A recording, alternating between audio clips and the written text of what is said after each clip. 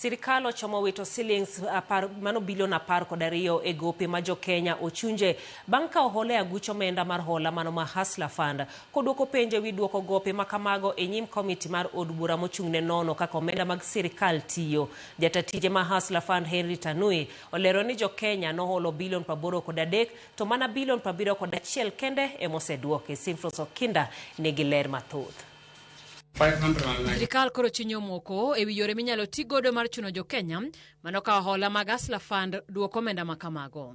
Kaluwore kod jatatije mar Hustler Fund Henry Tanui, gowi maromo shillings bilion 12 pok oduoki chakre higa mar 2022. As yesterday, it has disbursed 83 billion shillings to over 27 million Kenyans.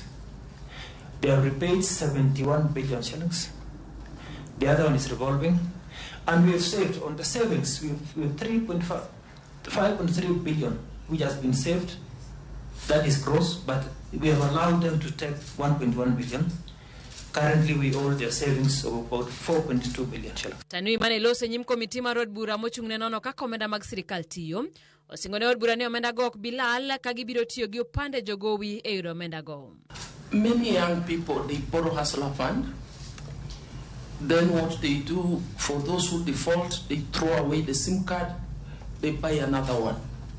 How are you collaborating with Safaricom to ensure that there are recoveries, to ensure that they trace, if someone has borrowed and has thrown away the card, that individual should not be allowed to buy another new line? The loan is tied to a national ID of every individual. Whether you have several SIM cards or one, the loan is tied to your national ID. And your national ID tells us even to the location that you come from. Tanui kata kamano singoni ogibika omenda go githuon kata peo Jokenya kaka jogopi moko hinyo timo. From what we know, a lot of the monies, many times when it's picked, is not returned.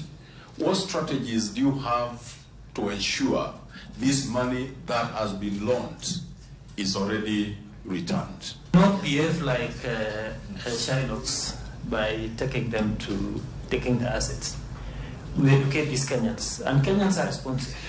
Like in my village, for example, they didn't know that the Hustler Fund is good for them. Currently, they are doing it. So if we can have a sensitization campaign on financial literacy in this country, Hustler Fund is a game changer. Kamano bene jatelo ni olero ni omenda ni osekonyo Jokenya mathoth e loko ohala masani omiyo gidago ngima makare. Allow me also to answer your deputy chair. Our limit is 500 shillings to 50,000 for personal loans, and from 500 shillings to 150,000 for bridge loan. And if you analyze the performance of some of the individuals, they are borrowed cumulatively a lot of money. Simfros Okinda, Ramogi TV.